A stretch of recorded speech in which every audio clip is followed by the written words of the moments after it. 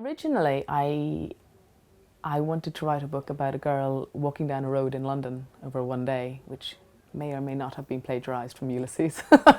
But when I started to write, it didn't happen. And at some point, the first line of A Girl Is a Half-Formed Thing came out, and I knew that that was then the beginning of the novel. For you, you'll give her name. In the stitches of her skin she'll wear your say. Mammy me, yes you. Bounce the bed, I'd say that's what you did. Then lay you down, they cut you round, weight and hour and day. Well, I was born in Liverpool.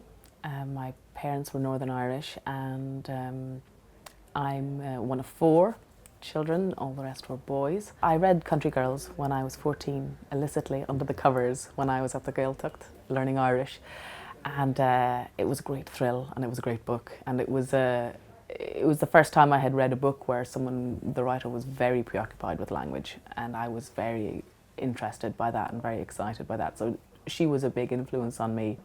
At 17 I moved to London to study acting at Drama Centre. About 6 months after I graduated, one of my brothers became ill, and I spent a year going back and forth to Ireland, and spent the last 4 months there entirely with him, and he died later that year.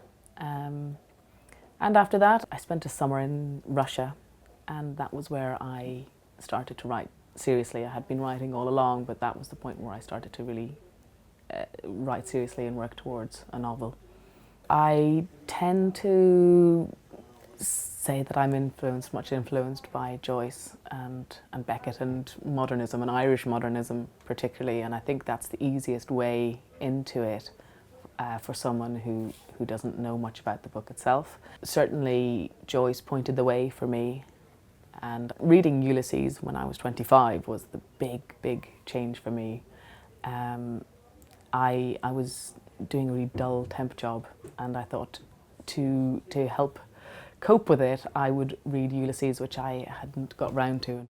My husband was my first reader, and then I had some writer friends who also read it for me, who looked a bit ashen-faced when I first asked them if they would read the first draft, but then read it and were much relieved to discover that they liked it.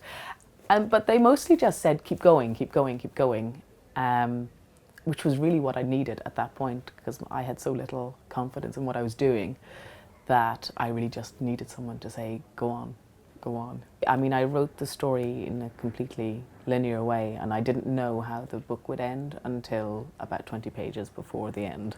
And it took me 6 months. I did 3 drafts in 6 months, and then I started to send it out. And yeah, got lots of rejection letters, and continued to send it out for quite a long time, and then eventually put it in the drawer and started work on my second novel. My husband came into the book hive one day and was talking to Henry Late behind the counter, and Henry asked what his wife did, and he told him the whole sorry tale.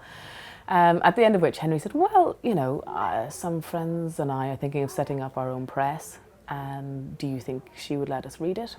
And so I did, and he liked it, but said, well, you know, we're just about to publish our first book, and we don't have any money, and, you know, we don't know how this first book is going to go, but when we're ready, can we come back to you? And I said, yes, fine. And having heard this several times in the past, I expected to hear no more from them, but about a year later they came back and said, okay, we're ready to go.